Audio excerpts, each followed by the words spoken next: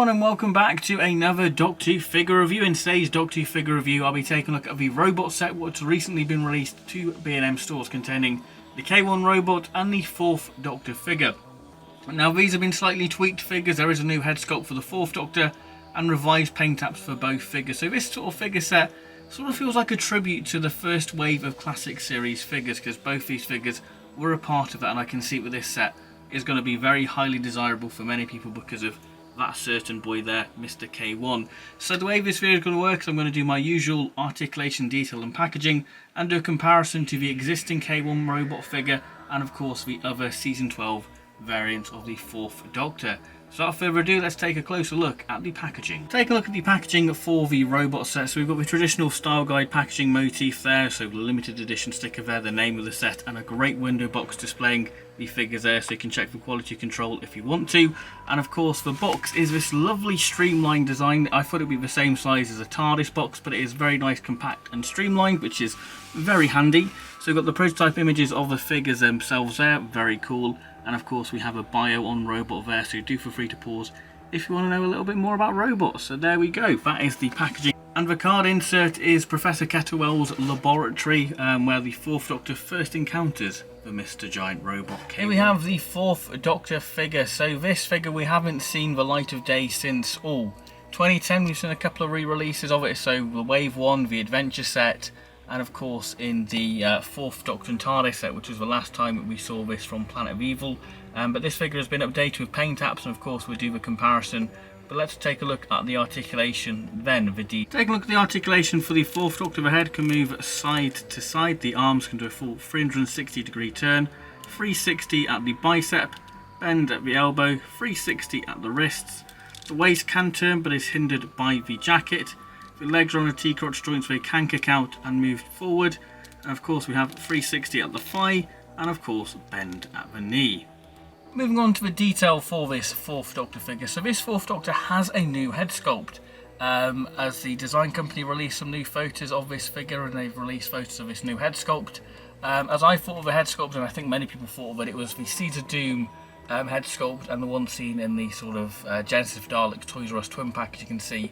But it is different. If we just turn there, you can see the hat is a lot smaller on the robot one there. You can see it is a lot smaller, and again, you wouldn't really notice that it is a new head sculpt, but it is slightly different. You can see, I think you can see it a little bit more. I think the paint apps are a lot more sharper on this robot one. So if we take a closer look at said head sculpt, so we've got the hat, the sort of iconic floppy hat for the 4th Doctor, which is done in this lovely sort of dark brown base there, and of course we've got sort of a chocolate brown there. Of course we've got the ribbon and the hat band painted very well, and of course we have the crimpling effect of the hat there, which is done very well. The hair again, very nice. You can see the nice sort of wash on the curls there to really highlight and accentuate the detail of the curls.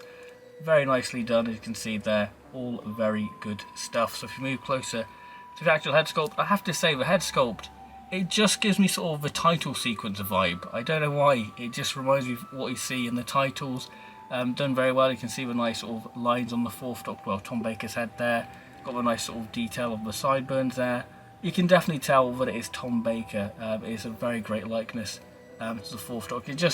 I don't know why, but I feel like this feels like very much a definitive 4th Doctor figure to me. It just screams, that's the 4th Doctor. It's just really well done. So if we move to the costume, so one of the differences with this is that the shirt hasn't been painted a check design, as the original season 12 figure did have a nice check design, but I guess it's been simplified for B&M. But we have got some more accurate things. We've got the accurate tie there with a nice design, and the cardigan's been updated there with a nice sort of knitted effect. You've got a nice sort of knitted effect there on the top of the collar of the cardigan, which is done very well. The scarf, again, very nice and vibrant colours, and it hasn't been given a dirty wash, but again, we've got the nice sort of textured detailing there to give it that sort of knitted effect there. And of course we've got the tassels there, all very good stuff. You can see sort of the lines there to give it that sort of knitted effect, which is done very well. The jacket has been done in this sort of very sort of vibrant red, which I guess reflects how it was seen on location and sort of under studio lights, like in the Ark in Space.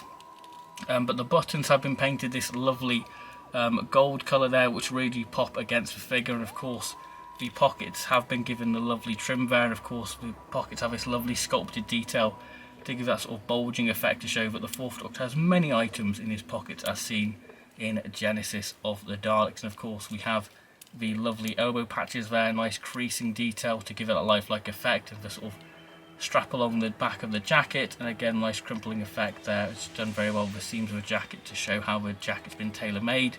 All wonderful stuff. And of course we do have the buttons painted on the jacket there, on the cuff of the jacket, which is done very well. And of course we do have a nice sort of patchwork detail there. And if we move down to the lower half, the trousers have been given this lovely speckled effect, as seen on the sort of Terror of the Zygons 4th Doctor. Hopefully you can see on camera, it's done very nicely. You can see a nice sort of speckled effect there, and it is different to the Zygon one. If I just grab the 4th Doctor from the Terror of the Zygons set, you can see that the trousers are more of a sort of browny grey colour compared to the more sort of charcoal grey of the Zygon one there, and it's done very well, and it just makes the figure seem a lot more accurate, screen accurate, as seen, and it just looks very good. A really nice attention to detail. Of course we have the traditional creasing to give it that lifelike effect, and of course we have the 4th Doctor shoes there with a nice brogue design and a black wash to show the wear and tear of the shoes. So this is a really nice updated version of the 4th Doctor. So let's look at the comparison of the other Season 12 4th Doctors. Here we have the Season 12 squad of 4th Doctor figures. So this is the Wave 1 4th Doctor, the 4th Doctor Avenger set 4th Doctor with the slightly shorter scarf, and then this is the Planet of Evil TARDIS set one there with the more glossy jacket finish, and of course we have the robot BNM1 at the end. So yeah, of course the major striking difference is the jacket. Now I didn't realise how vibrant this jacket would be comparing it until I got it against the originals, and you can see that it is quite a vibrant red. Now I do think the jacket should be a slightly darker red, but I guess the jacket does look quite bright when it's on location and under studio lighting like the Ark in Space. But yeah, let's take a closer look and comparing it. So if I get the Wave 1 4th Doctor figure, so of course you can see how different the jacket colour is there. Of course the shirt is not got the checkered pattern now, but of course you don't really notice it because it's been rectified in other ways with the more accurate tie of the pattern. The sort of cardigan's been updated, as you can see, but we don't have the little pocket chain there of the TARDIS key on this figure anymore. We do have the buttons painted on this new 4th Doctor. You can see the nice little gold buttons there, which really do pop against it there. Of course we move to the side and the back. You can see the difference in the elbow pads there, and the difference is of course the lovely speckled detail on the trouser. You can see the speckled detail just makes this figure seem a lot more lifelike. The scarf doesn't have a dirty wash, which I think works well for this figure because, you know, it's the 4th Doctor's first appearance, so the scarf wouldn't be dirty. But yeah, those are the differences. And I have to say, as much as I love the Wave 1 4th Doctor figure, I have to say I really do love this updated robot 4th Doctor figure. For me, it's just sort of become the definitive 4th Doctor figure. It just looks like something right out. They've popped Tom Baker right out of the 1970s title sequence. It just, for me, it looks proper, you know, 4th Doctor. It's just sort of become a definitive 4th Doctor for me. Moving on to the main attraction for this set, and that is of course the K1. Now the K1 robot figure is my favourite figure character options I've ever done. For me, I just love a bulky figure, and this is a bulky, chunky figure. So let's take a look at the articulation and then the detail and then a comparison to the other original K1 figure. Taking a look at the articulation for K1, there is quite a bit. So the head can move side to side and of course move forwards and backwards. The arms can move forward, but again hindered by the shoulder piece, and of course to the side. And we do have 360 degrees there. We do have articulation at the claw there, what can do a full 360 if you force it. The legs can do a full 360 degree turn and of course move around. Legs can kick out. We do have articulation at the foot by the flipper, and that is K1's detail for the K1 robot. So this has been slightly updated with the new metallic silver paint apps, which, you know, we've seen on the History of the Dalek set and the 60s set, and I guess we'll see on the Death to the Dalek figures as well. But of course we've had the head updated. Of course there is a variant. I've done a video talking about the slight variations of the K1 robot within this pack. I'll leave a link in the description below to that video, and of course we have the magenta stripes on the shoulder section. So if we take a look at the head, so we've got the lovely magenta plastic, which really does pop in certain lights. It gives that a nice glowing effect, and of course you can see that nice sort of mesh detailing there, which is done really well. Really nice sculpting. Of course we do have the mesh on the neckband section, which has been painted this time, and I think that really does help accentuate the sculpting detail and of course we can see K1's little nose there and the sort of eyes, and the back of the head again. We've got a nice sort of detailing there of a sort of section panelled detail. Again, very nice. The shoulder section. The neck section's been given this sort of beige collar section, which again is very accurate to how it was in the show. This has been an update compared to the original. Of course, we will look at the original one in a minute. We have the lovely nuts and bolts there, a lovely section detail, and that they've been given this nice sort of matte black finish, which is again very nice. Again, lovely silver paint taps. That sort of magenta stripes really do pop alongside. Again, nice rivet detail and sort of the corrugated sort of effect of the shoulder section, very cool. Of course, moving to the back again, we have the nuts and bolts and rivets to show it's all been constructed. And of course, we have a lovely piping detail, and that's been glued into place because that used to be removed because it was a builder figure. And then we move to the arms. Again, we've got the great sort of wiring detail there, all the circuitry, really nice attention to detail. We've got the sort of classic K1 claw, but of course we do have the new addition, which is the new finner claw, which doesn't quite work for holding the gun. That's a much better claw if you want to hold the gun. But yeah, nice little variant to have that more finner claw. Again, nice detailing there, the sort of panelled where you can see it's slightly extended, much like the illusion the Dalek plungers have as well. So again, nice corrugated effect on the waist, and again we've got a slight black wash on sort of the belt of K1, which really does help accentuate that detail.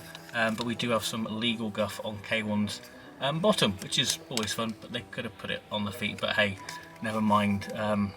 Again, we've got that nice sort of black wash to really highlight the sort of detailing and sculpt on the legs, which really does work well. Again, got the nice sort of nuts and bolts effect there, and you're just getting this sort of silver in the, catching the silver in the light. It just looks great. And again, nice sort of panelled section detail on the feet itself. So yeah, very good detail for K1, and I just think because it's a robot, it just lends itself to being a toy, really. Accessory wise, K1 comes with the lovely disintegration gun, which is a lovely addition. Of course, that come with Magnus Grill and Mr. Sin.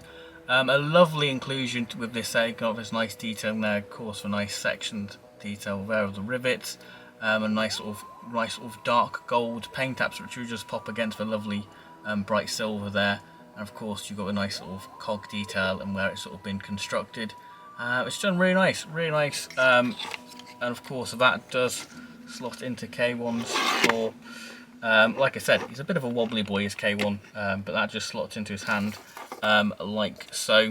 Of course, the joint might be a bit loose on your arm. As soon as you add the gun, the arm doesn't really want to point. So yeah, this K1 can't really do much disintegration because he can't really hold his gun properly.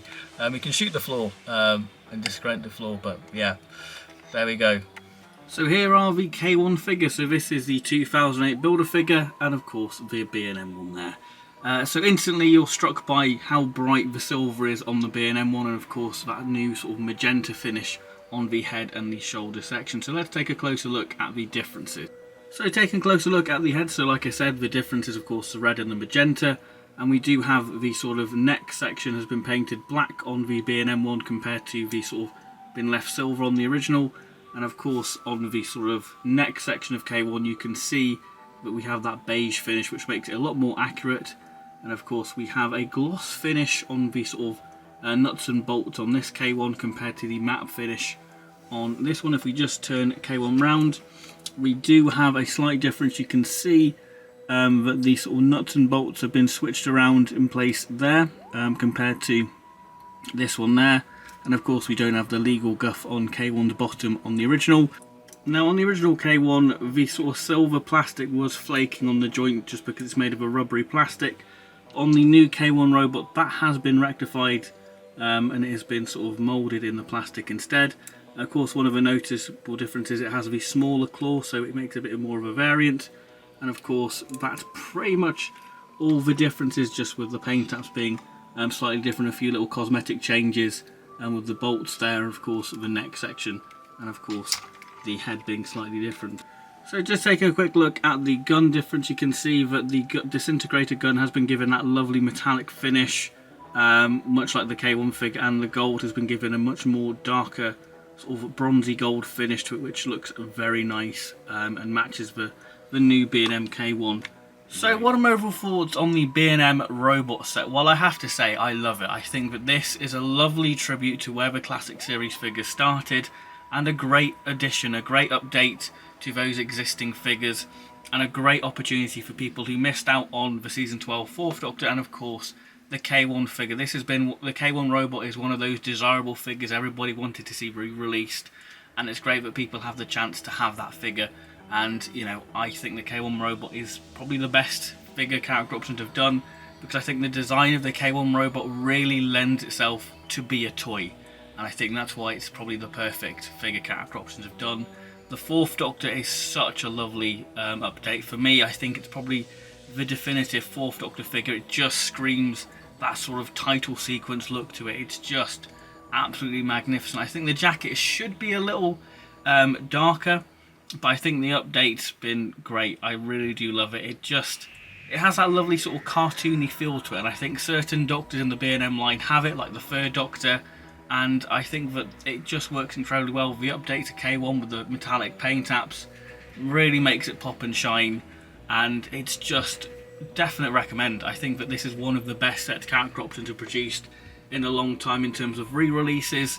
And yeah, it's just a lovely tribute to where the Classic Series figures started. And of course you've got Classic Silurians, so the line is continuing to expand and grow and become even more unpredictable.